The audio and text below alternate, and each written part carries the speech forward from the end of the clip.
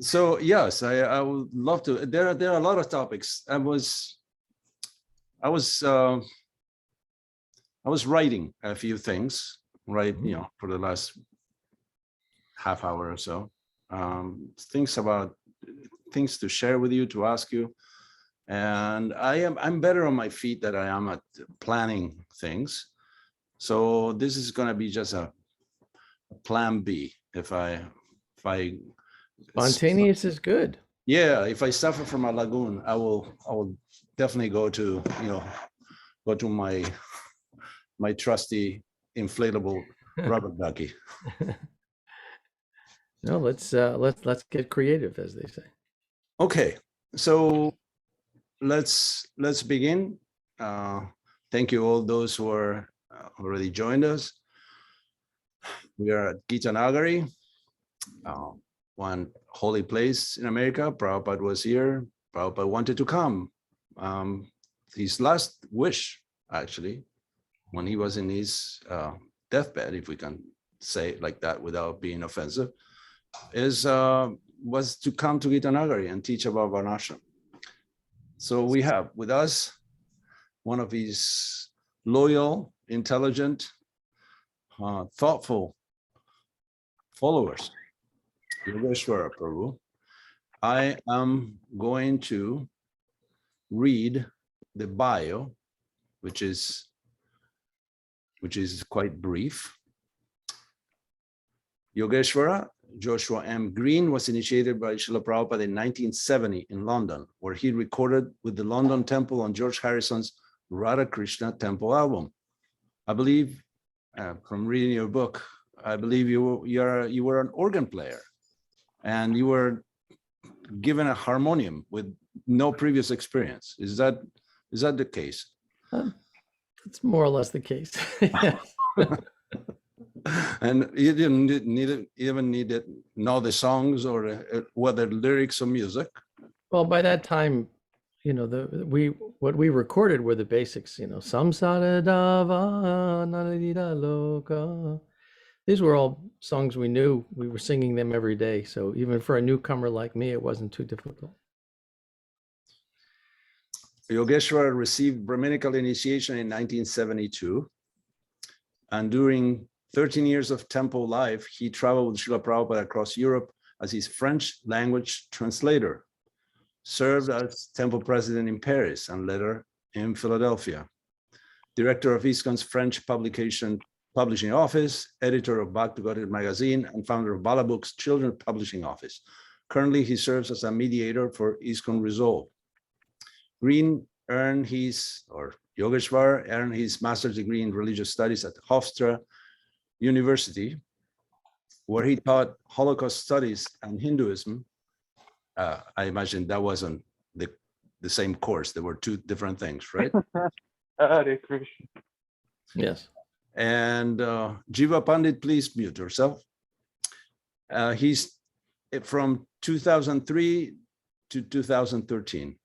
His devotional writings includes Here Comes the Sun, wonderful book, The Spiritual and Musical Journey of George Harrison, Gita Wisdom, an Introduction to India's Essential Yoga Text, and Swami in a Strange Land, which I'm reading right now, How Krishna Came to the West, an ISKCON authorized biography of Srila Prabhupada. He's also a documentary filmmaker whose films about Holocaust history are seen on PBS and Discovery. His biographies of Holocaust survivors have sold more than 1.5 million copies worldwide. Well, congratulations. Welcome. So let's expand on your bio. Where did you grow up, and what was your milieu like? Your intellectual environment, your emotional environment. Right. Well, the qualifier here is that I'm still growing up, and I more often behave like a kid than an adult. So I apologize in advance for that. I'm a dyed-in-the-wool New Yorker. It's in my blood. You know, it's an incurable disease, New Yorkism, and the environment was one of a Jewish intellectual, anti-war, eventually yoga practicing vegan lefty. So you might say I grew up in an experimental environment where what was encouraged. I grew up with my mom. It was just me and my mom. My mom and dad were divorced when I was very young, and I was an only child.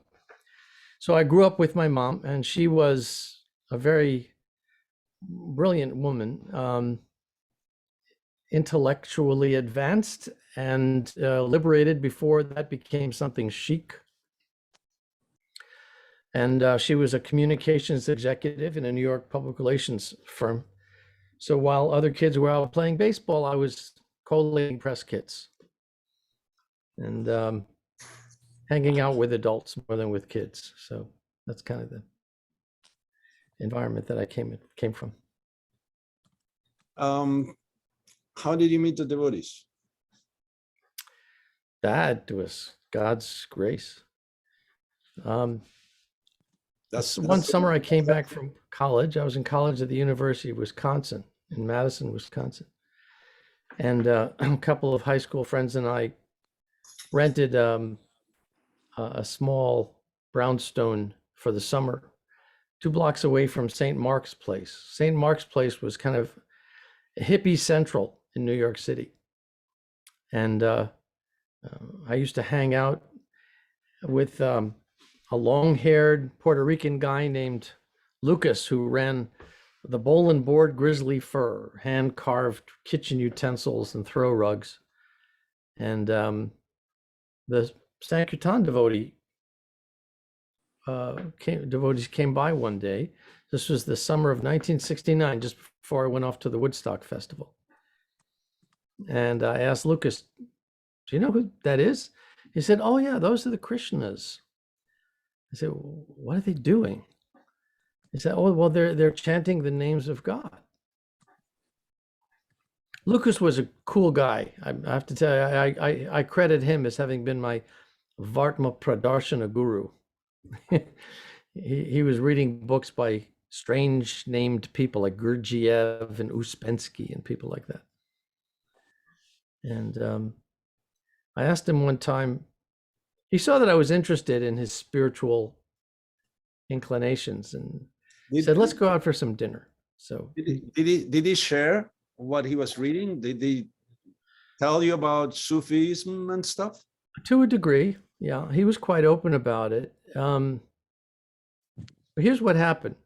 This is interesting. You know, journeys to Krishna consciousness are always interesting. How does someone become? We asked that. How did you become a devotee? On, Daddy. Right?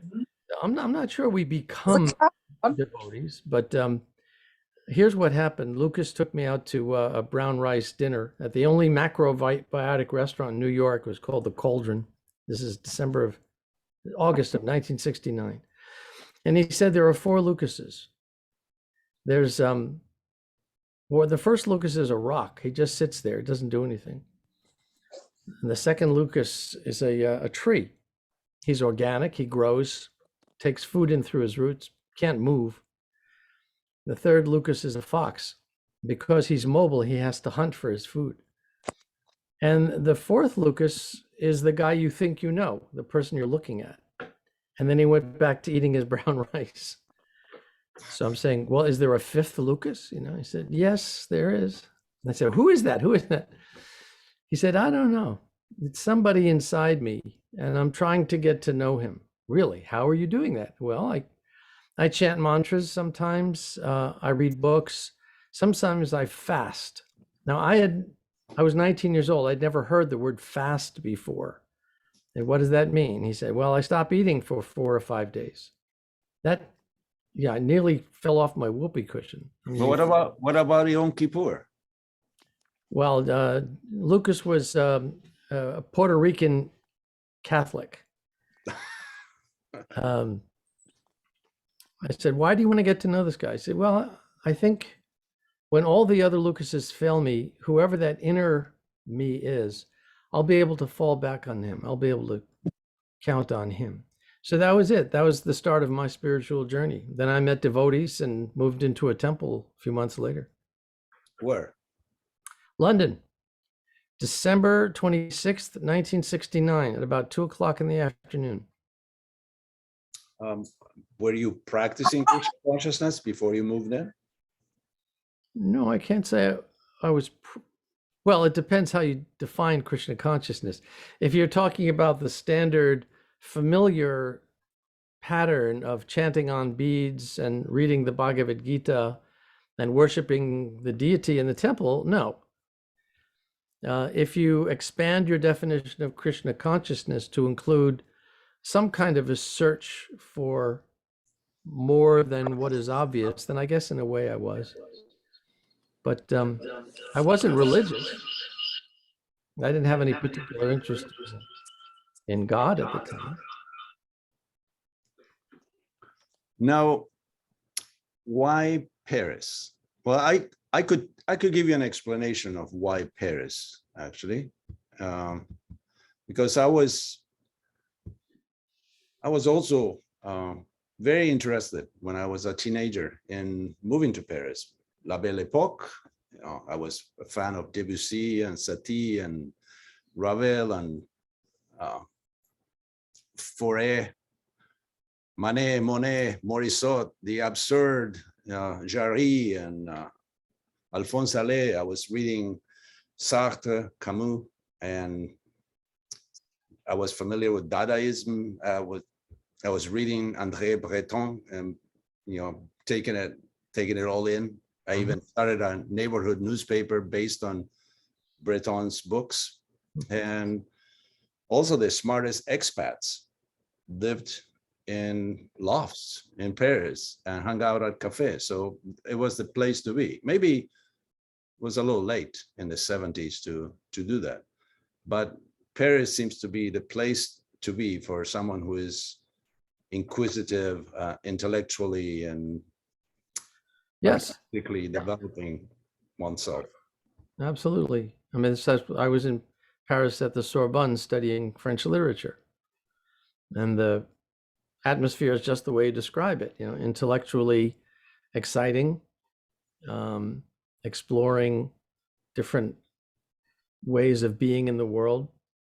And something that I think is of critical importance for those of us who aspire to be Chaitanya Vaishnavas is social action. We don't usually discuss Krishna consciousness in the context of social action, but it's there, it's embedded in the tradition. And I think we will see in the years to come more and more a participation by devotees in the issues that challenge the larger humanity around us. And Paris is a good place to study that.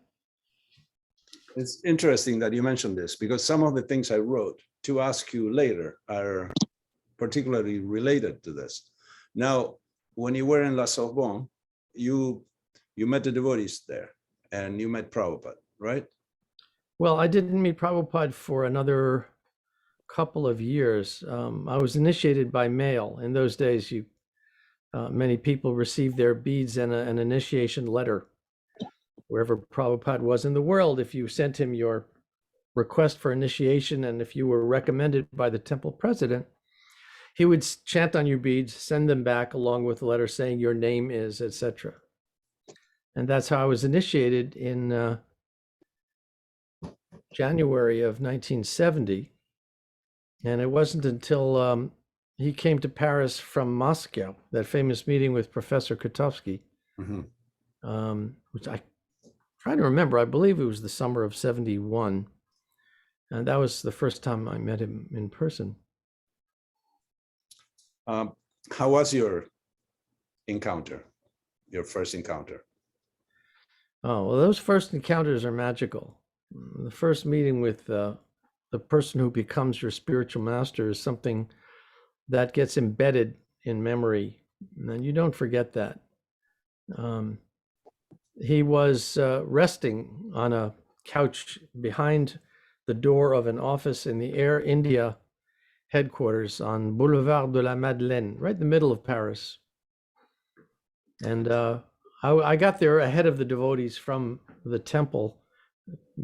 I don't remember how I got there first, but I was sitting there, and the door opened, and his servant, it was Rohini Kumar, or don't remember the servant's name, poked his head out and saw me sitting there and saying, "Prabhupada, should I let them in?" And I poked my head around the door, and Prabhupada was sitting there. I'll show you what he did. He was sitting like this with his hand on his knee, and he looked at the door and he went, and it was the first perfect thing I'd ever seen in my life. Just that one gesture. Yeah. There was no wasted energy, no fidgeting, no, it was just this, it was like Nureyev in a ballet, just this perfect gesture. And that's it. I lost it. I came in, threw myself at his feet and started crying like a baby. And he looked down at me, right? So he's sitting on this kind of couch and I'm groveling at his feet and looking up at him with the tears coming down. He looked down at me without blinking. And the best way I can describe the expression that he had on his face was like, are you ready for this? It's like he was challenging me. Do you realize what you're getting yourself into? And I didn't say a word. I was just staring at him. And he held a press conference there, and I made it back to the temple in the suburbs first, ahead of the devotees again. So he was there. His servant was Nandu Kumar, so that was the servant was cooking lunch. And then I heard Yogesvara. So I went running into his room.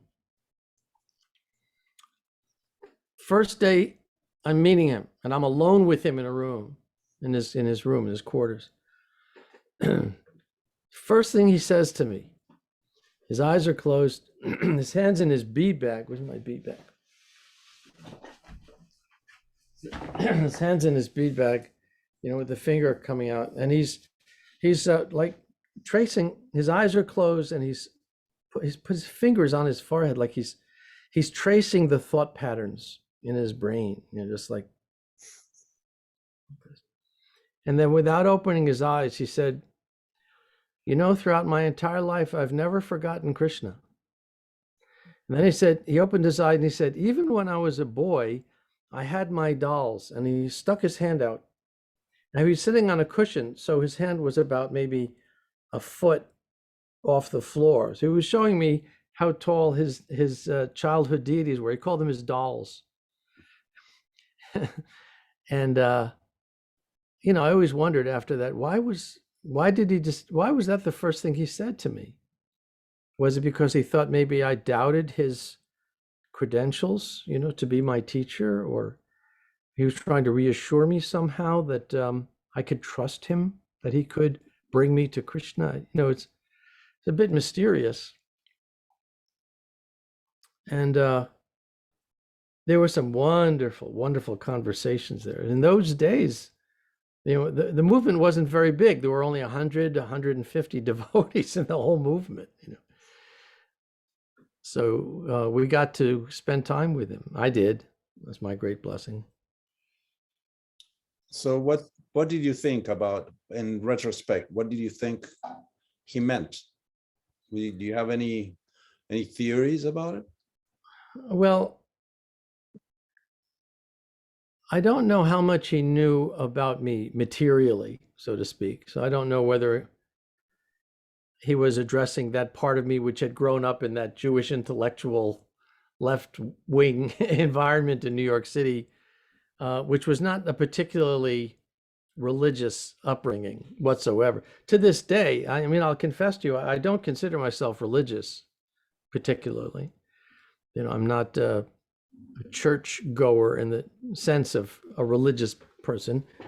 I'm fascinated by our theology, but not from a religious perspective. My interest is how the writings of the Goswamis and the teachings of a transcendent nature to the self can impact global affairs. I believe that that's what Prabhupada came to do. He came to challenge us to step up to the plate and have a role in solving the large issues of humanity. I mean, I think everything that we've been doing until now is wonderful, but I think there's a long way to go. So maybe in a sense, he was encouraging me, at least that's how I interpret it. He was encouraging me, go for it, do it. You know, if you think that's how you can serve the mission of Chaitanya Mahaprabhu by operating on that level of global affairs, then do it. And I'll help you, I'll guide you. I think he was trying to reassure me. You're in good hands.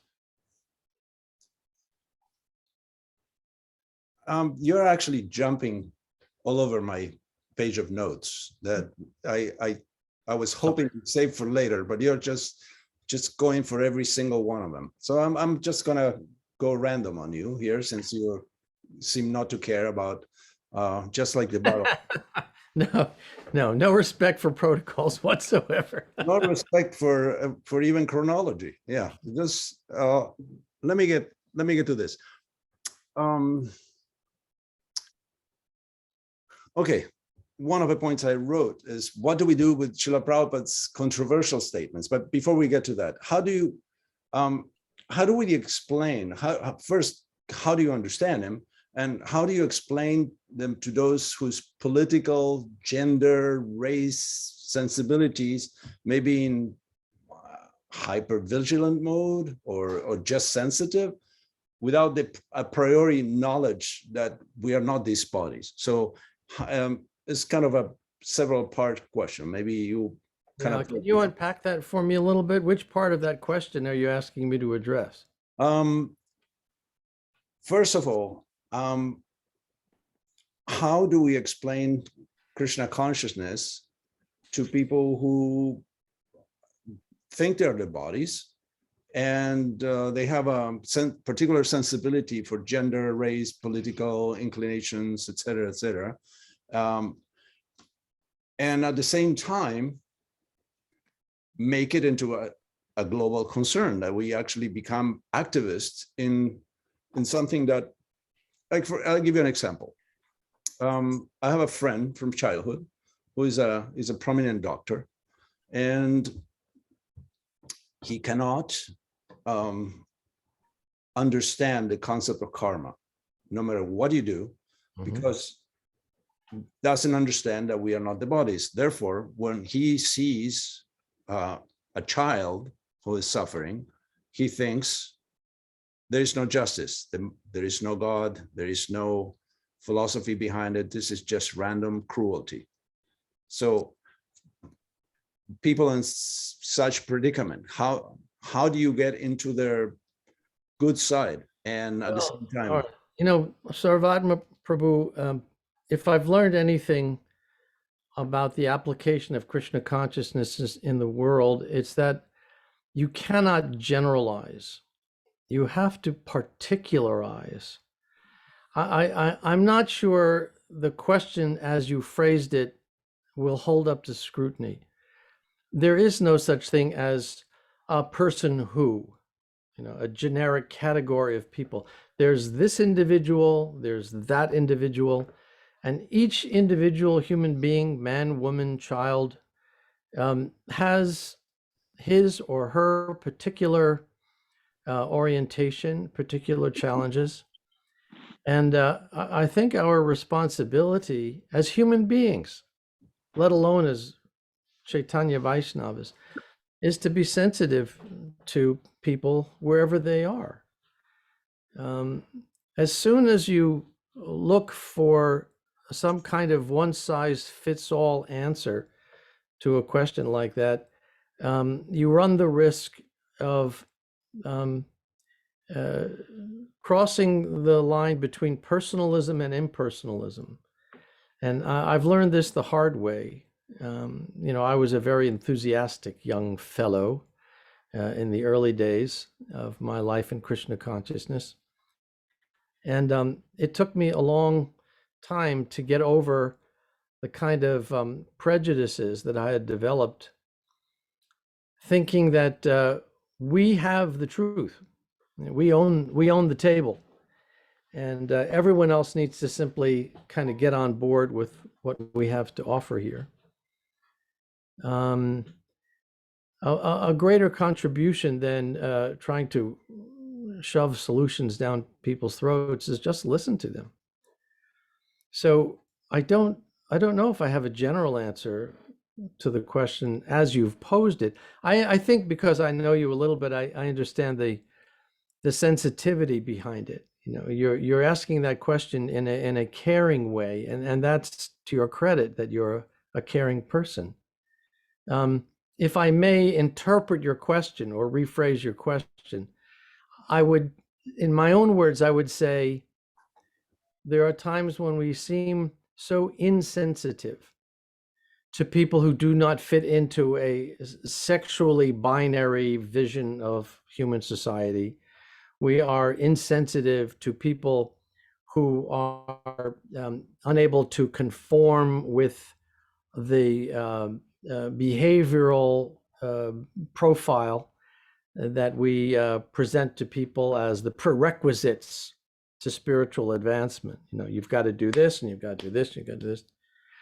I think the question you're asking is, how do we reform ourselves? How do we break ourselves of those habits? Well, one very good way is just get older. At least that I've found that. You know, the older you get, the more you realize that's me there. In Buddhism, it's called the Buddha nature. In Sanskrit, we would say paradukkha dukkhi. You know, that we're empaths. We are attempting to understand someone from the suffering, the pain, the unhappiness that they're experiencing. Otherwise, if you don't know what that feels like, how can you address it? This is an important point. If you don't mind, with your permission, I'd like to take just a minute to talk about this. I've been talking about this a bit lately. When we talk about a Vaishnava is paradukkha dukkhi, that the only distress a Vaishnava feels is the distress of others. The question is, how are we defining dukkha? How are we defining distress? Right? If we're not referring to the Ukrainian victims of Putin's outrageous war crimes, if we're not talking about people who are isolated from food, from drinkable water, from shelter, from proper medical care, if we're not talking about people whose children are bereft of opportunities for effective education, if we're not talking about people who have the proper legal protections from exploiters, if we're not talking about people who don't have means for defending themselves and their families from bad actors, if we're not talking about that kind of dukkha, then there's really only one choice, isn't there? We're talking about people who are bereft of love of God, right? And if that's our definition of dukkha, you know, that the only suffering in the world is the lack of Krishna consciousness, you know, if that's our starting point, and there is no other distress worthy of our attention or consideration, then, well, of course, that fits our theology. On the one hand, you know, we say that, you know, those who have no, you know, I have no love for Govinda, that's the greatest suffering in the world. But here's the thing, if that's the case, and if we're constrained in our definition of dukkha to feel compassion exclusively for people who suffer from lack of love of God, then our circle of compassion is really only limited to ourselves, isn't it? That's as far as our compassion goes, because the rest of the world doesn't feel that, right? That's a very interesting approach. I never thought of that. So do you want to expand? Do you want to take it a little further, please? Well, I do. This is important, because I don't think it's talked about enough. If you go back, let's go back to January 6th, for example, right? And you may recall the footage on the news reports of the insurrectionists storming the Capitol building. I have no doubt in my mind that many of those people were true patriots. They really believed they were acting righteously. I don't doubt that many of them were church goers, and they were people who served their communities, and they supported their neighbors in times of need, and they loved their families. And yet when the time came, they joined other like-minded men and women in perpetrating one of the most heinous acts in all of American history. Right? In other words, these were people who were fiercely committed to other people who felt and thought and behaved and believed like them. Right? And anyone who was not like them had to be put down by any means possible. Right? Now here's my question. How are we any different? If the only dukkha, the only distress that we recognize, that we validate, is when someone thinks and feels and believes like we do, right? Are we not compelled by our Krishna conscious theology to see deeper into the human experience, or to become more compassionately attuned to the human condition, so that we are inclusive rather than exclusive in our faith? Well, we are a little more daring because we have the anti-venom. We have the apichet suduracharo, that as devotees, you can commit any sort of abominable activities and get promoted. Right. And the difficulty there, of course, is that someone who is not on a very, very advanced platform of self-awareness will likely not be able to resist abusing that notion for his or her own purposes. There's a Shakespeare in Merchant of Venice describes that the devil interprets scripture to his purpose. That you can interpret scripture any way you want if you are motivated to do so. Back in the 60s, there was a man named Charles Manson who had acolytes. He had perhaps some hypnotic skills or something, and he had his students go out and murder a group of nursing students, and he was arrested and thrown in jail. And when a reporter asked him, "Why did you order the execution of those young women?" he said, "Well, I've been reading the Bhagavad Gita. And in the Bhagavad Gita, it says that the soul is eternal. Therefore, even slaying one does not slay." So, I don't know if we want to spend too much time on. No, I was just playing the devil's advocate to just pick your brain a little more. No, I think we can stop at Sharon Tate's murder and move on to the next topic. Right. I do appreciate, yes, that you're so open and you're so smart and make us see things from a different perspective. Or at least refresh the perspective that we should have. Well, I don't know so much about the smart part, but I will tell you that I think we have a long way to go before we're actually fulfilling Prabhupada's mission, because we tend to be too rigid. Years ago, I had an office in the Empire State Building, and it was on the 86th floor of the Empire State Building. And at that height, in strong winds, on a cold, windy day in winter, you actually felt the building move. And I learned that the architects of the Empire State Building intentionally built into the amalgam of the steel girders flexibility. It was a combination of metals that allowed the building to sway many inches in any direction, because they knew that if the structure, the inner structure, was too rigid, in a strong wind, it would snap and break and the building would collapse. Now, that need for flexibility is as true for an institution as it is for a skyscraper. If we're too inflexible, things are not going to work very well. We're not going to grow with the times. We have to be flexible enough to allow for growth to happen. Okay. In your book, Swami in a Strange Land.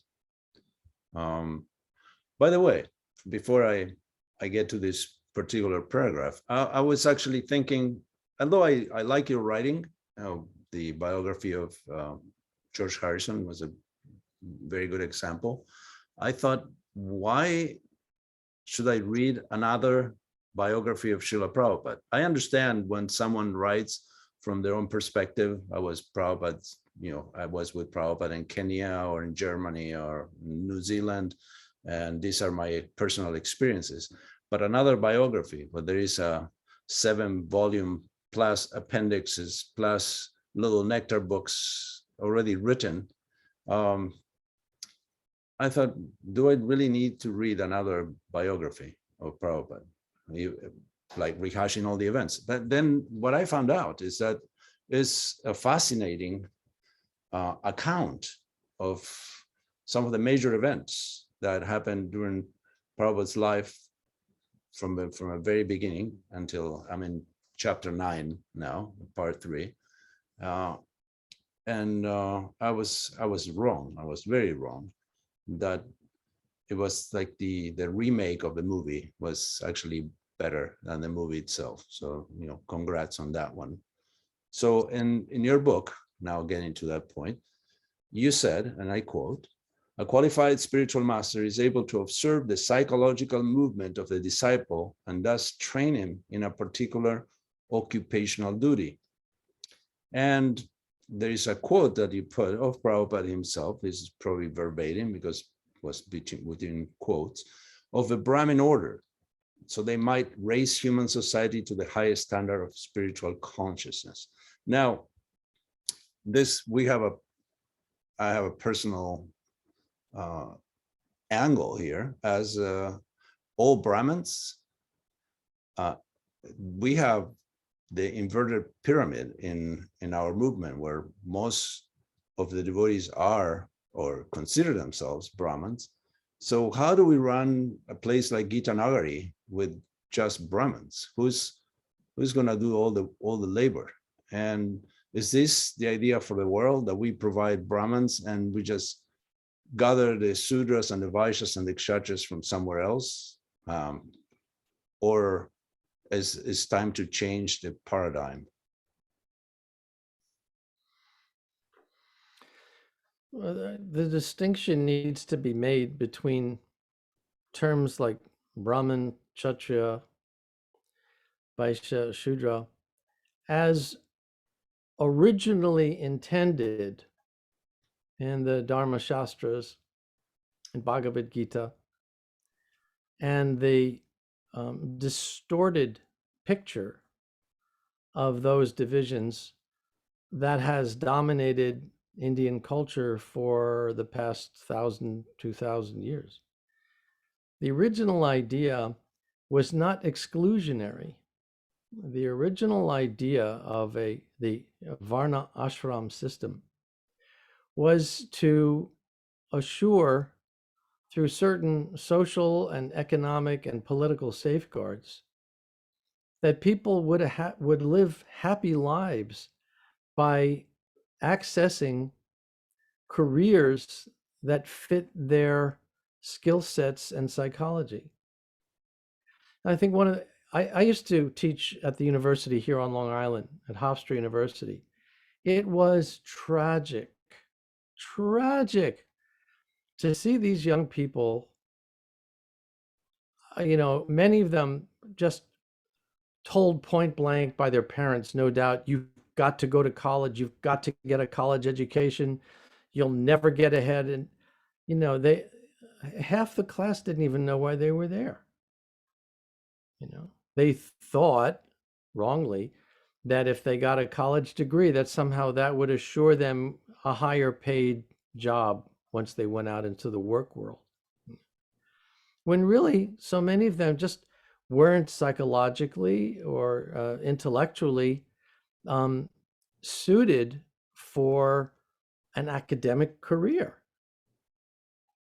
And they would have been much happier if they had had guidance from someone who had a deeper sense of them as individuals. And if they had been allowed to pursue, follow their bliss, if they'd been allowed to pursue an occupation that would make them happy. That's the tragedy of our times, is that so many people, I'm asked to speak before business groups, right? And what I discover when I go into corporate environments is people who really don't like their jobs. They're there because they have to earn an income. This was the best they were able to find. They're afraid often to speak up because they don't want to be marginalized. They don't want to criticize the boss because maybe they would jeopardize their job, or they'd be made fun of or ignored. And on the executive level, most executives also do not have a depth of human psychology that allows them to understand how to help people give their best effort in their job. You can't ask people to check their souls at the door at 8 o'clock in the morning, become, French, so main d'oeuvre, you just become whatever you can create, your work product, as it's called, and then go collect your soul at 7 o'clock at night or whatever. That doesn't work. So the original Varna-ashram system was meant to allow people a position in their work life, in their careers, that would allow them to be happy because it was suitable to their dispositions. We don't have that today. And what happened in India, for many reasons that are too complicated to get into, a lot of it has to do with the fact that India was a subjugated nation for so many centuries, and they had to circle their wagons and protect the indigenous system. And so it became very strict, and the caste system came into play so that there would be no incursion by unqualified candidates. But I think sometimes it would be useful to have a better sense of the history behind that Varna-ashram system. It's not the exclusionary device that we see these days. It was never meant to be that. Very good. Let me say something to the audience. Since this is a conversation and not a class, I will address your concerns or questions or doubts at the very end. So no need to put up hands or so we'll get to you eventually. There is you were mentioning. You did actually in the chapter, in the 8th chapter of your book that I was reading, a very nice summary of the different cantos of the Bhagavatam, and we are reading for Bhagavatam class the 4th canto. There's a tailor-made allegory for King Prachinabarishat of the King Puranjana, where Narada Muni wisely says, once upon a time there was a king, oh king. See if Prachinabarishat was going to get that indirect reference. And this is when dealing with someone in a ruling capacity. So is this a technique that you would recommend to somehow or other speak in an allegorical way to get the points across? Because the Bhagavatam, I think the Bhagavatam is difficult to accept for someone who is, first someone hears about it. Even if you've been practicing Krishna consciousness for a little bit, when you hear about people with lots of heads and that they have incredible power, and sometimes they behave in a saintly way, and sometimes they behave like Greek gods, full of rage and jealousy, and that many things that happen may not be may be taken as allegorical. So I personally think it's a question of inspiration, whatever inspires you. Like I read the book The Saints of Braj by Dr. O.B.L. Kapoor, and there was a mention of probably a couple centuries of saints that lived in different places in Vrindavan, and they were very renowned, and they had mystical experiences and so on. I didn't hear of any of them before I read the book, practically none of them. And the stories were so far-fetched. And the book was written in some archaic British English that was difficult to follow, but still I got so inspired. I couldn't care less if any of the stories were true or not. So it seems like it's a question of inspiration that really works well. So now we're going back to the point where we were discussing in the beginning, and you said we'll talk about it later. What do you think about creative nonfiction, which could be, allegory could be one of the tools of that? Okay, so again, if I may, I'm sorry, this has been a little bit random. It wasn't. No, that's fine. That's fine. I'm enjoying this. It gives me a chance to reframe your question. Okay. The way I am hearing your question, you're saying, okay, I love the prasadam, I love the kirtan, I love the festivals. Do I also have to buy into the 20-headed demons and the 15-armed demons and the demigods with elephant heads? Do I got to have that too? Can I just take the parts that make sense to me, and like the rest of it, we'll leave that aside. Let's not deal with that, right? Because that's way too much of my poor little head. Yeah, that's a reasonable question, and I suspect that there are a lot of people who would love to participate more deeply in the part of Krishna consciousness that stands up to rational, logical scrutiny. If you want to talk about consciousness as a non-material phenomenon, if you want to talk about, the evolution of consciousness through various stages of whatever. But when you talk about 1,000-headed serpents and guys burning up people with fires shooting out of their eyes, and really, do we got to go there? And the answer is no. You don't got to go there. You can stick with the parts that you like, I suppose.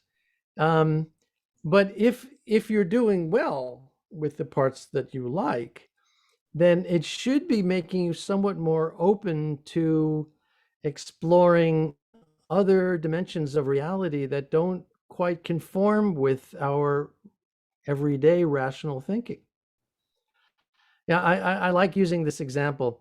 If you go online and Google pillow mite,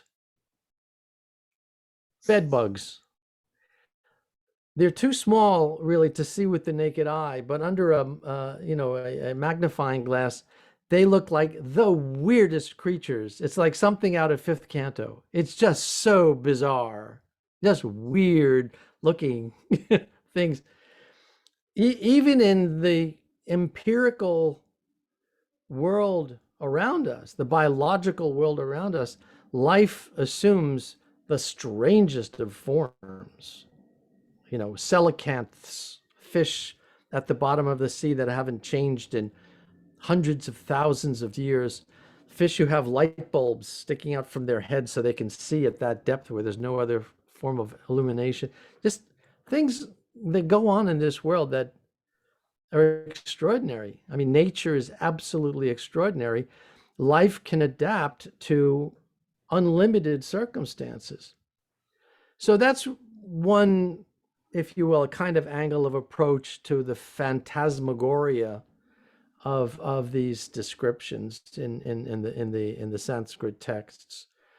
That it's just life adapting itself to varying conditions on this planet, on other planets, you know, at the depths of the ocean, inside volcanoes. They've discovered life forms living inside volcanoes, you know, where it's so hot that how can anything possibly survive there? Now they've discovered the precursors of life on Mars, you know, through the Mars rover collection mechanisms. You know, life can exist anywhere, and it takes all kinds of forms depending on what's needed. What I think lies behind the reluctance, it has nothing to do with, you know, elephant-headed demigods and thousand-armed demons. It really doesn't. What it has to do with is the notion that if I embrace this, if I accept this realm, this world, this universe of Krishna consciousness, then I have to accept that there's a God who's in control of my life. And that loss of freedom, I do not wish to subject myself to. I do not wish to relinquish my free will to some all-powerful divinity who's going to tell me what I have to do and how I have to do it. So, you know, an understanding of that dimension of resistance is important because it will, I think, help in recognizing that our responsibility is not to twist anybody's arm about anything. That force doesn't work. It just doesn't work. You want to know what good proselytizing looks like? You want to know what good preaching looks like? In one word, it's friendship. Just be a good friend. Just respect people, acknowledge them from where they come from. You don't need to question their beliefs. Philosophy, I promise you, Prabhu, never made anybody a devotee. Philosophy never made anybody a devotee. What makes people devotees is when they see people they like and whose company they want to have. You know, I know for myself that's the case. And most people I know, they would say the same thing. They met someone, they were just mesmerized by what a wonderful human being this is, you know, so thoughtful and poetic and sensitive and well-intending, and they have a good sense of humor, you know, and they're not looking to exploit or hurt anybody else. That is so rare. That's such a rare thing. So I really think the best thing we can do is not try to convince anybody of these other dimensions. They'll come to that in their own good time. You won't have to worry about that. They'll come to that in their own way. Just be a friend. Now, do you think that Krishna consciousness is meant for everyone, or only a very few will actually understand and practice the philosophy? Because your vision is very ecumenical. You give room to others to grow at their own pace.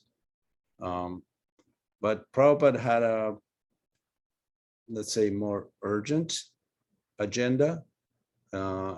That's why he gave sannyas to very young people that he knew weren't going to maintain their vow. That's why he did a lot of things that seem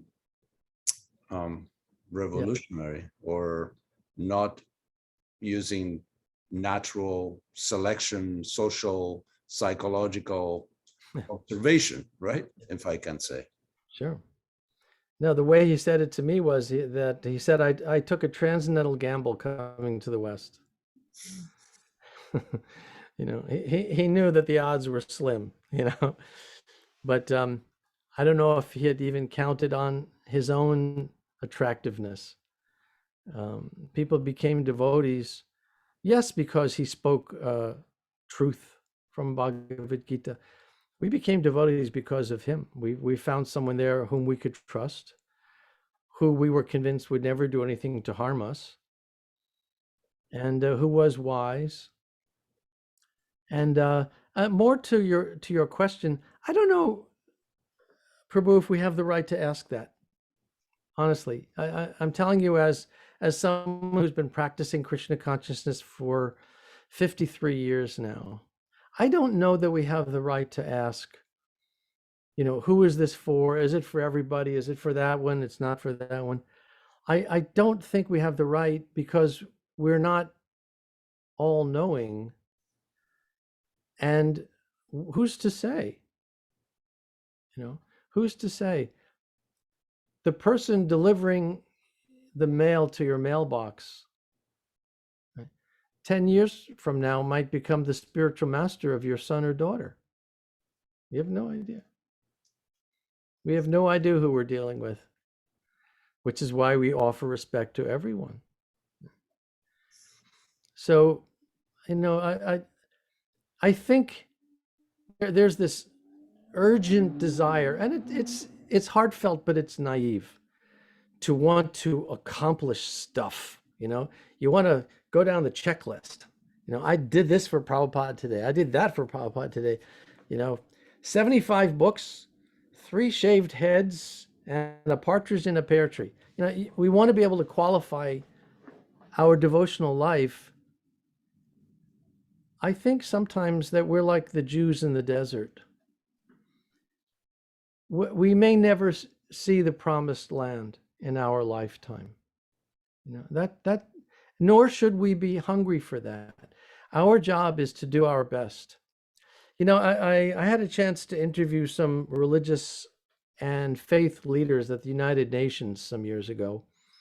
And one of the people I interviewed was a member of the Rockefeller family. And Stephen J. Rockefeller had been heading toward the seminary as a young man. He was going to become a priest.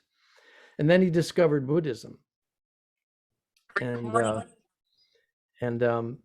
you know, I can be a little brazen when I ask people questions in interview situations. So I said, "Hey, Stephen, what's it like being a Rockefeller?" And he took it seriously. He wasn't offended. He said, "Well, some of us," he said, "some of us are meant to play out on our roles on a grand stage, on a world stage. Others among us on a more modest stage." And then he said something that I never forgot. It was 23 years ago. He said, "Who's to say which is more important?" And our job is to take the opportunities that are presented before us and to make the best use of them. Right? And I thought that was very wise, you know, rather than to be hungry for the fruits of what we do, just to walk our talk and have confidence. I'll tell you, as a parent also, I have 2 children. You learn that as a parent as well, that you can't dictate what your children are going to do. They're going to do what they're going to do. Your job is to raise them with lots of love, you know, as much instruction as they're willing to take, and then trust the job that you do, you know, and let them make their mistakes and let them go out there in the world and do their thing in their own way, and be confident that at the right time, the sincerity that you have brought to that parenting experience, the love that you have given that child, will show itself. It will show itself. And I think the same, it's like that in trying to bring Krishna to the world. Just, you know, chill out, you know, relax. Just be a good example, and inspire people by who you are, and they'll deal with their issues, whatever they are, in their own good way and in time. So what about those who still want to shoot for the rhino? Yeah, that's my buddy Sham Sunder. Yeah, well, Sham Sunder, he can go hunting rhinos. He's got that moxie, if you've got it, go for it. Yeah, if you've got that kind of, Sham Sunder's got it. Who else has got it? Radhanath Swami's got it. That there are a lot of silly. I mean, they're all following in Prabhupada's footsteps. If you've got that kind of, Drive. Purity of purpose, I think. Drive is good. Purity of purpose is more important. That you can go into any situation and turn that situation around. That's fabulous. Just go for it. That's the best. But don't imitate it. Don't do that prematurely. You're just going to get into a lot of trouble. If you're not ready for that, if you can't stand up. I remember one time in Paris, there was a very successful nightclub owner named Maxine. No, Regine. Regine, let's say when she was a younger woman, she was entrepreneurial, shall we say. And she took the monies that she had socked away and bought some nightclubs, opened some nightclubs in Paris. One was called New Jimmy's in, where was that one? It's in the Montparnasse or somewhere, I don't remember. It was the nightclub, right? You'd go there and there were limos lined up all up and down the street. So Regine was a friend of George Harrison. And she met us on the street. We were doing Sankirtan and said, I'd like to throw a dinner for you all. I'd like to help you raise some money to build your temple here in Paris because my friend George told me that I should try to help you if I can. So Prabhupada was there at the time, and I went to him and I said, Prabhupada, there's this woman named Regine, and she runs nightclubs, and she says she wants to help us, and she wants to meet us to talk about doing a soiree indienne, but she wants us to meet her at her nightclub, New Jimmy, at 12 midnight Friday night. Now, the thing you need to know about this club, the floor was mirrored. And all the women were wearing very, very short skirts. And there was a bunch of old rich guys, pretending they weren't old. And it was kind of a risky environment. So I went to Prabhupada. I said, what should we do? Should we accept her offer and go to her club at midnight, Friday night? And, so he thought for a minute. He said, go fishing. Just don't get wet. So, if you can do it, great. But if you're not sure, then better to be safe than sorry. Don't get wet. Good advice. What do you see as the future of Krishna consciousness in the Western countries? Do you think in those terms? Whoa. Do I ever not think in those terms? Well, you want the short form or the long form? I think we only have time for a short form answer there. Not really. What do I see? I see a time when the phone will be ringing. Right now, the phone's not ringing. Nobody's calling us.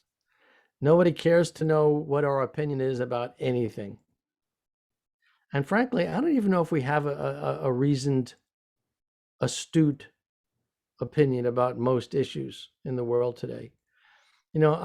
I've had sleepless nights over the situation in Ukraine, and it reached a point where I had to do something. So I reached out to one of my godbrothers who has access to Prime Minister Modi in India and said, look, can we get a letter to Modi saying, the world will stand behind India if India stands behind Hindu Dharma. And what is Hindu Dharma? Hindu Dharma says you do not attack civilian targets. You do not attack hospitals and places of residence and schools, and you do not cause harm to the innocent. And we, Mr. Putin, cannot any longer purchase oil from Russia if you continue to act against the principles of our Hindu Dharma. Now that's a legitimate position, and it's based on a spiritual principle, right? So, Modi can pick up the phone and call Putin whenever he wants. The question is, does he have the stamina to stand up to him, and say, listen, Vlad, we have a relationship, but this isn't going to work if you continue acting like this. Will he do that? I don't know. So I'm thinking that in the future, we will have people calling us and asking, what is your opinion? What is your opinion about how to achieve détente or disarmament in areas of armed conflict?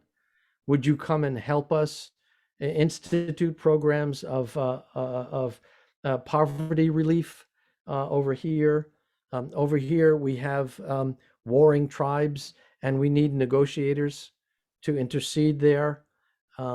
Would you help us formulate our plans for environmental reform in this part of the world? We know that you've had good success with that.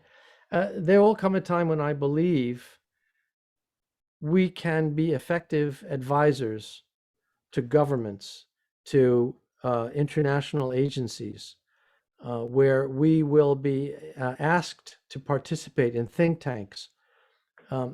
But in order to reach that, we've got a lot of homework. We have to think very, very, very carefully, what is our position on the Ukraine situation? What is our position on genetic engineering? What is our position on every issue you can think of? And it's not just quoting, verses eloquently from the Bhagavad Gita. You have to know the issues. You have to understand the terminology. So I see us, again, particularizing our application of Krishna consciousness in the future. How do we go from being irrelevant, the present, to being relevant, the future that you foresee?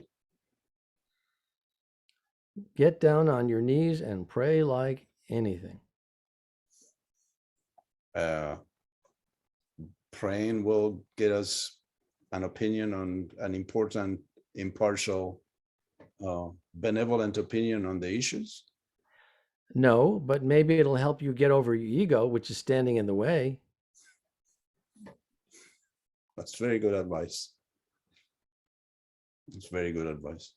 Yeah, I heard said that if one goes in front of the deities and has nothing to pray for, that's a very sad position to have.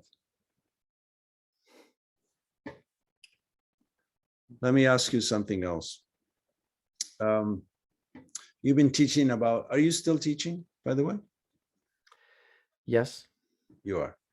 Well, you're teaching us. Are you teaching as an official professor at Hofstra? No, I've given up coursework. There was too much administrivia, as my colleagues used to call it.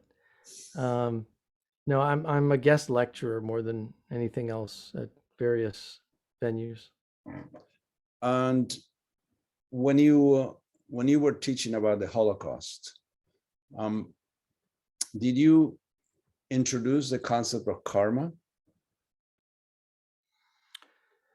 Karma isn't a word that I use very often. It's we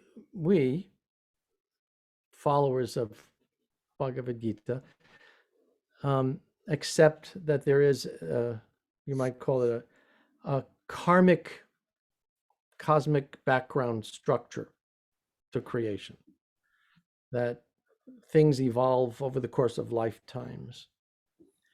But here's the thing, you can't access those previous lives. They're over. The life that you can access is the one you're living now. So I am more inclined to talk about the determinants of action, not using the Sanskrit word karma, but what we would describe as the effects of karma. So for example, environmental conditions, parenting conditions, dietary conditions, economic and political conditions. These are the manifest consequences of that karmic background. And we can deal with those conditions within this lifetime. So I'm more often talking about karma in that sense, as something manifest in the conditions of this life. How people who took courses on the Holocaust, so they heard your perspective. Did you give them an alternative and an alternate perspective rather than the usual victim and perpetrator?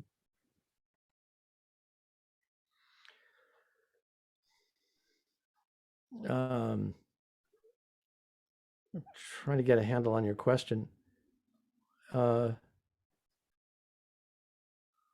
I think where you're going with that question, I can best answer by saying, I accept that my responsibility is to somehow connect the dots. You know, you're dealing with, you know, the seminal event in recent human history, you know, the scientifically designed, systematic, state-sponsored massacre of European Jewry by Nazi Germany and its allies. It's a very particular, it's the wall against which all other horrors are judged and compared. How do you connect that with our perspective on a purposeful creation? Because that's what people ask. They say, you're such a spiritual guy. How do you reconcile your spiritual view of the universe with what happened 90 years ago in Europe? How do you put those two things together in the same worldview? And for a long time, I really didn't have a very good answer. These days, the short form answer that I give is, from a spiritual perspective, when we turn away from our true nature, our transcendent core self, we can fall very, very, very far and become capable of things that right now we would never believe ourselves capable of doing. When we turn toward that true nature, we can soar very, very high. That usually gets me out of that tricky question. I'm thinking of the example of the first canto of the Bhagavatam, where Parikshit Maharaj asked the bull, what happened? Who did this to you? And the bull's answer, which is somewhat glorified, is nobody. I did it to myself. So you cannot possibly use the same meter to answer a question of someone who's been a descendant or a victim of the Holocaust, saying, well, you did it to yourself. So that's how I am approaching it. I'm not in favor or against, so I'm just taking a. Sure, now I understand. Yeah, that's probably the worst thing you could possibly say. You know, people get what they deserve. You know? There's even if you want to allow room for some kind of, you know, consequences to past activities, that is not where attention needs to be focused. Attention needs to be focused, as engaged Vaishnavas in the world, in stopping harm from being done. That should be our interest, not some abstract philosophical explanation for, people getting the consequences of what they've done in the past. We have an obligation now to intercede. There was a time when ahimsa meant do no harm. I think a more contemporary definition of ahimsa would be participate in a non-aggressive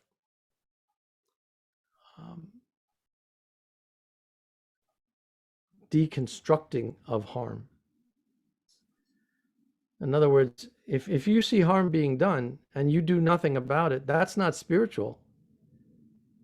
That's cruel. And you're implicated in the consequences of that harm by not becoming involved somehow. Right?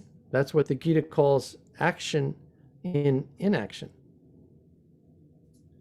So the more important consideration is, what are you doing to stop harm from being done? That's ahimsa. That's nonviolence. Not only you don't do harm, but you actively intercede to see that harm is stopped from being done.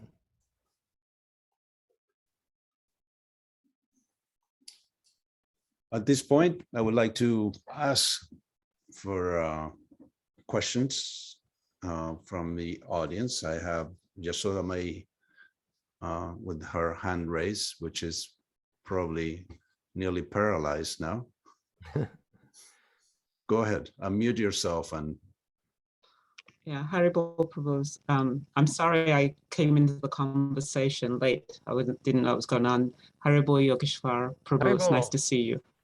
I've been making notes as I've been listening to you, so I'll start with the most recent and then go backwards. So you were talking about devotees being called to give advice and opinions on the world platform, on the global platform. And actually Bhaktitirtha Swami was a consultant to heads of state and people that were making major decisions like that when he was on the planet. So I just wanted to make sure that was mentioned.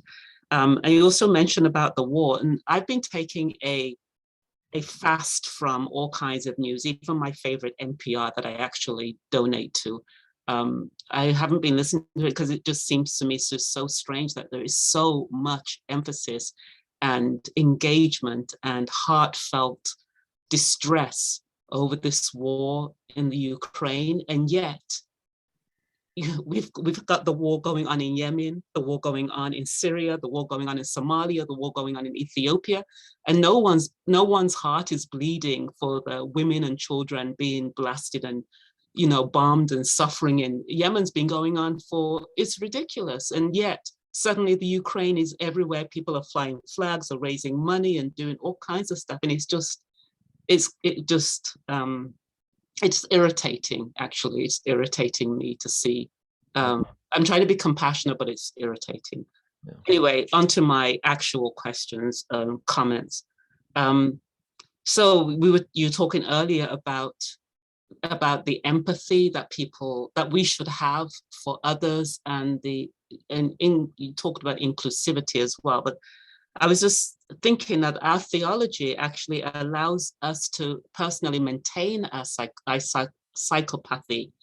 And Savatma said that we are actually rewarded for not growing, where you said that that's what we should be doing, that as we get older, we should be becoming more empathic, we should become more understanding. But somehow the oldest people in our movement seem to be the most rigid.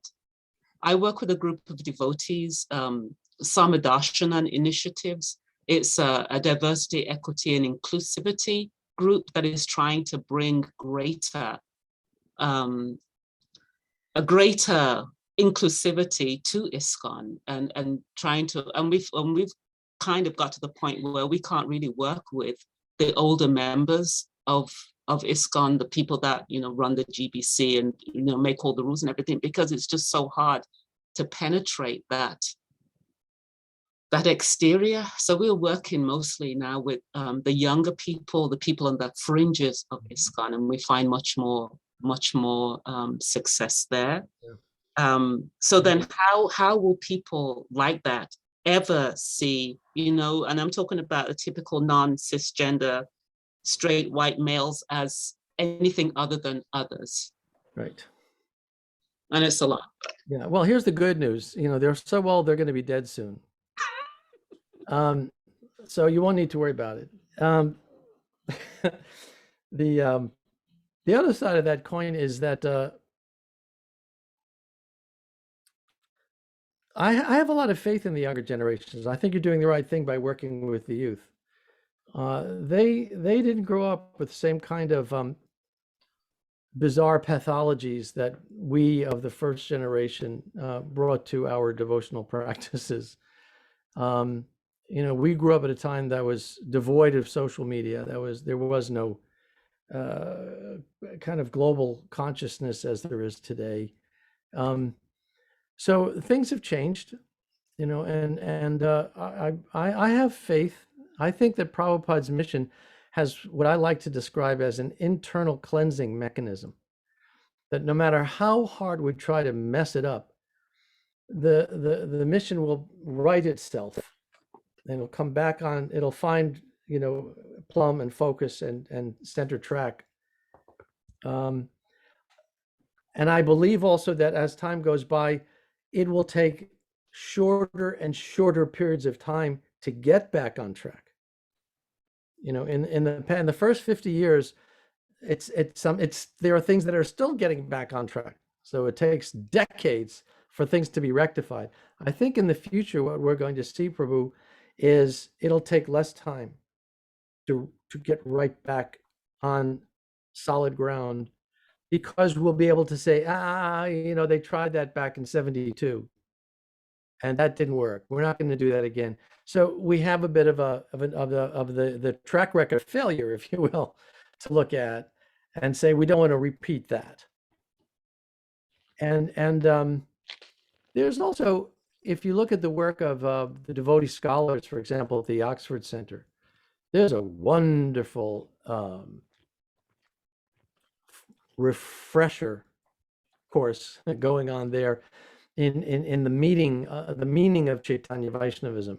It's much more nuanced, it's much more studied, it's much more mature than it had been during those kind of pioneering Wild West days, when you know, a lot of the deeper thought got sacrificed because it was all emergency work.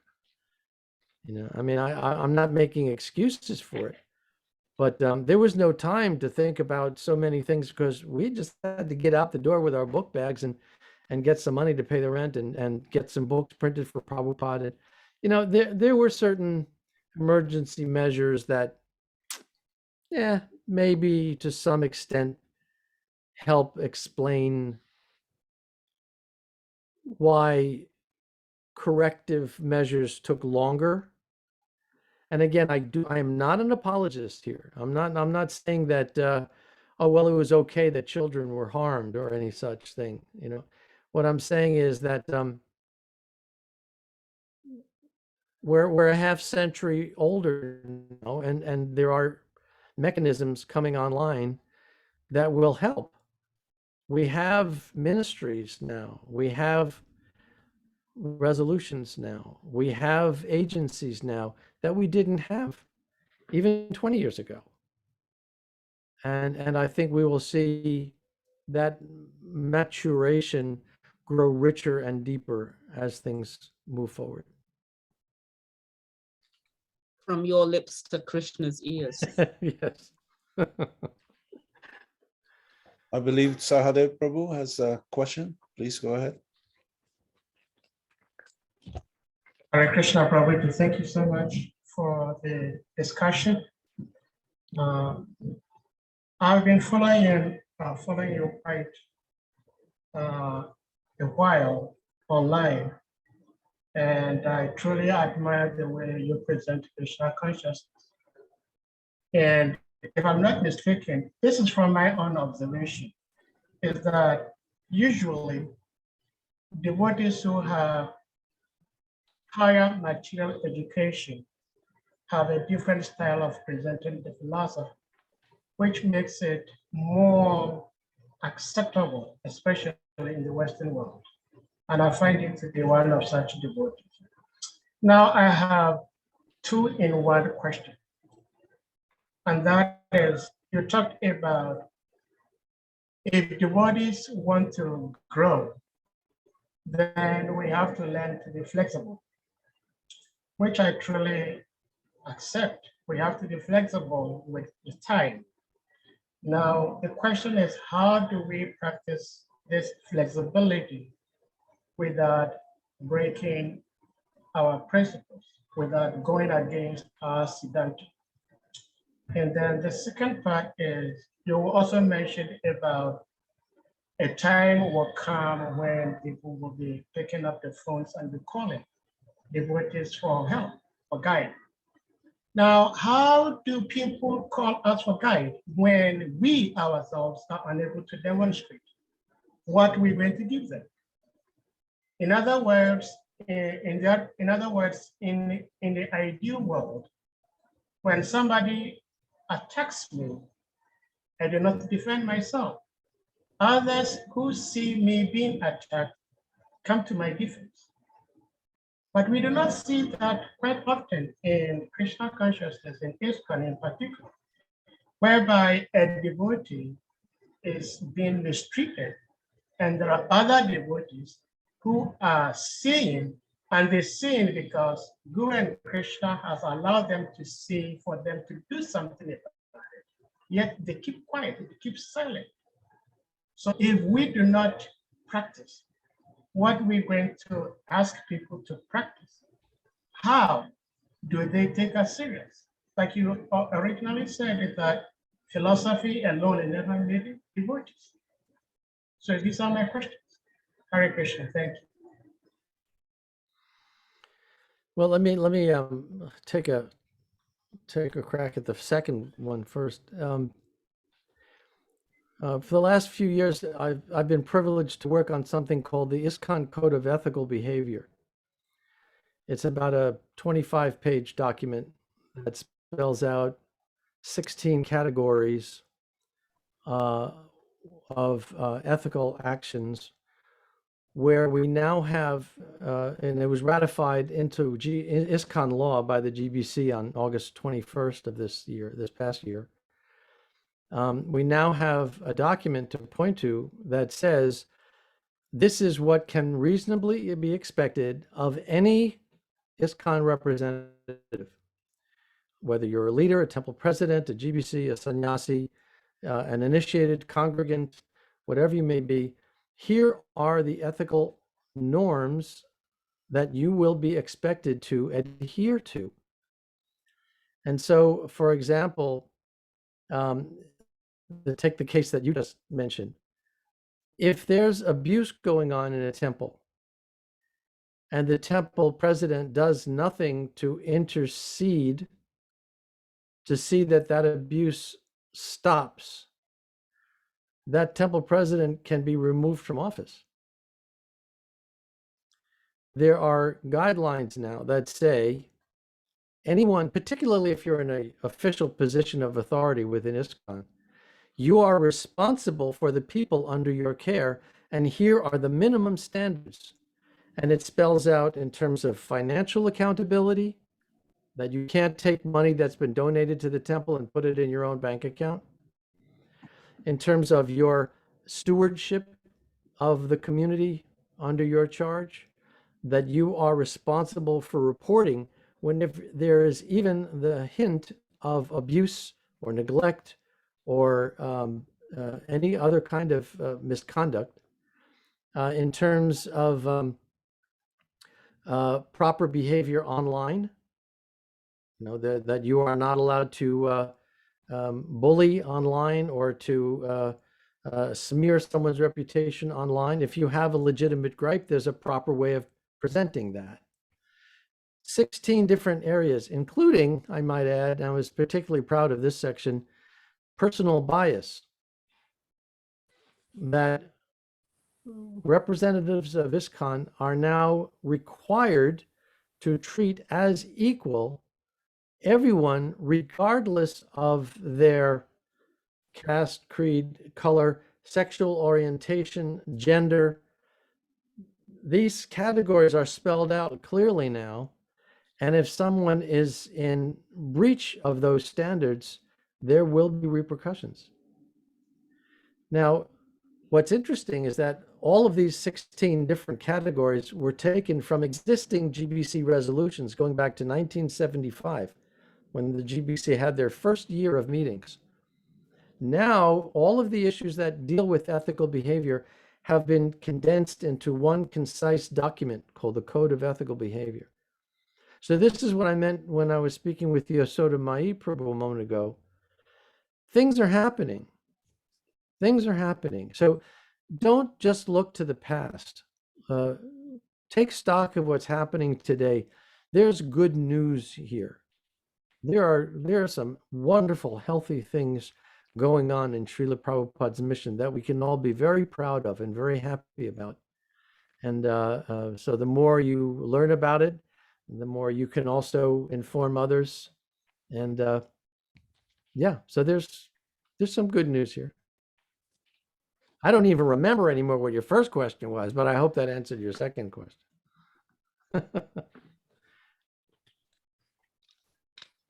Okay, well, if there are no further questions, I want to personally and collectively thank you. Well, there is one more question, so let's you said with the ego is a problem, so I'll stop the praise short so you don't have any problems with that. Yeah, thank you. Go ahead, Jiva, unmute yourself, please. Sorry, Krishna Yogesvara Prabhu, thank you so much for this discussion today. You made a very powerful statement earlier. I'm just having a bit of a hard time understanding it. You said that if we have only compassion for those who lack love of God, then we only have compassion for ourselves. I was just wondering if you could explain that a little bit more. Yeah, Paradukkha Dukkhi. The question is social action extraneous to Krishna consciousness, or is it a part of our Vaisnava culture? That's the issue. The issue is, do we get involved in the affairs of the world, or is that mundane? That's this word mundane, meaning that it's outside the scope of the traditionally accepted definition of devotional activity. Right? So if whether it be building a hospital or whether it be taking part in relief efforts of any kind, do we get involved in that, or is that not our business?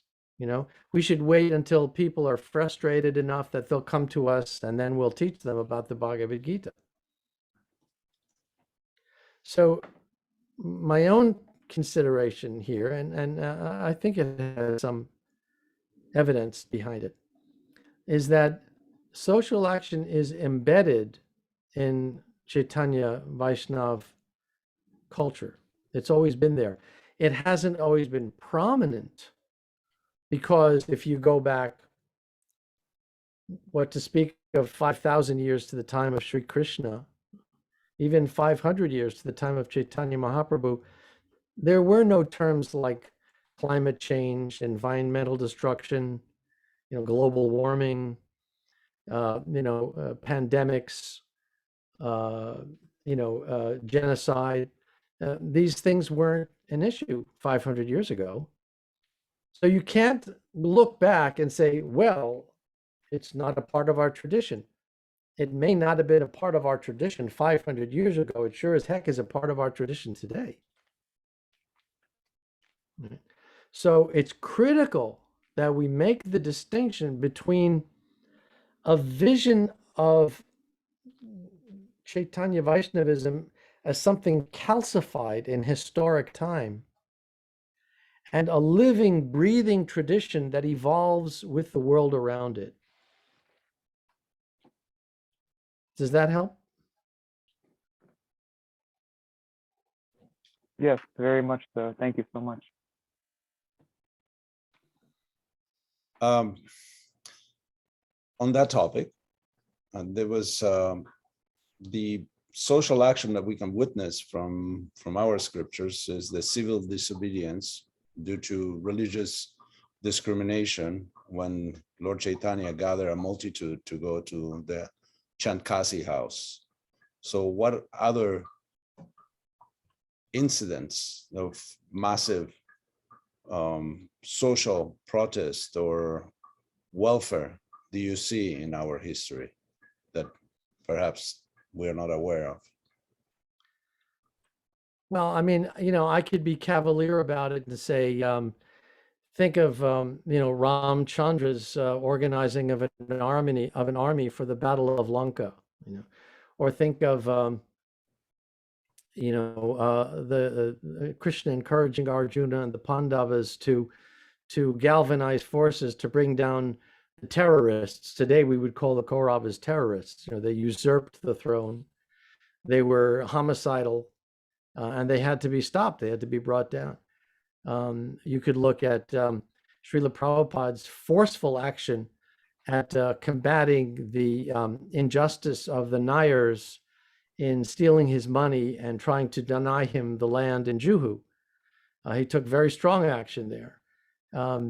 We don't find instances of backing away from righteous engagement. Right? What we see is a distinction.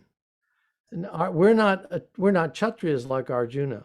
It's not likely, unless you're a member of the military forces, that you're ever going to be called upon to actually pick up weapons and fight an enemy. That doesn't mean that we don't engage with the world. It just means we engage appropriately according to our position, our skills, our influence, and so on. So there's finding an appropriate level of engagement with the world, and that requires, I guess the short form answer is, before you do anything, consult. But before you go out and try to save the world, sit down with a group of devotees whose opinion you respect and ask them what they think. You can never go wrong there. You can never go wrong saying, hey, Prabhu, do you have a couple of minutes?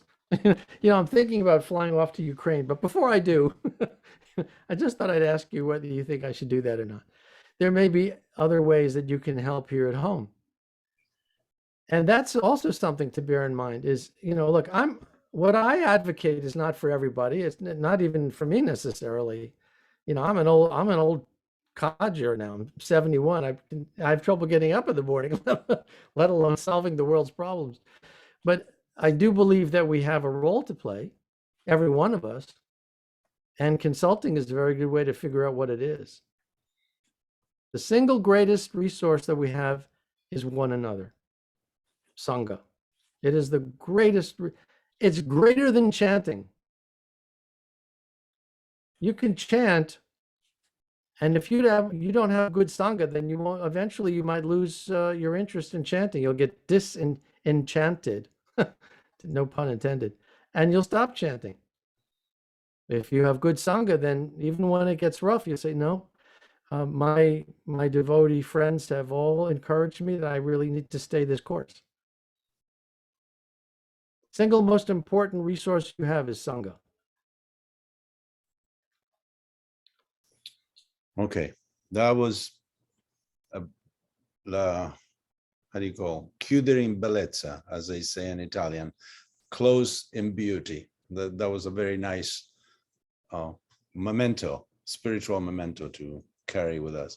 I want to thank you for the things that you do for the movement, for the things you have done in the past for Prabhupada and the movement and everybody else, and for addressing us as unqualified as we may be. We now take your words seriously, and taking your Sangha is very important to us, and hopefully this will happen eventually.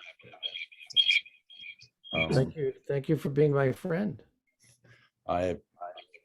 I can only hope. I can only hope. Now I'm gonna invite the devotees to unmute themselves and personally thank you for your association and for your wit and wisdom. So please do that. Hare Krishna Prabhu, thank you so much. Hare Krishna. Thank you. Krishna, thank you. Hare Krishna, thank you very much for everything. Hare Krishna. Thank you, Yogeshwara Prabhu. How can we connect with you, Yogeshwara Prabhu? So you have our undying gratitude and affection now. Then I'll sleep well tonight. Good night. Thank you, devotees. And we'll see you very soon on Sunday at this same time, 6:30 p.m. Amarendra, the young, not the old, Amarendra, the lawyer, the Indian-bodied disciple of Radha Govinda Swami is gonna give us a little lila on Akrura entering Vrindavan at 6:30. I will send information soon. Thank you to all, especially to Yogeshwara Prabhu. Hare Krishna. Hi, roll. Glories to Prabhupada. Jai.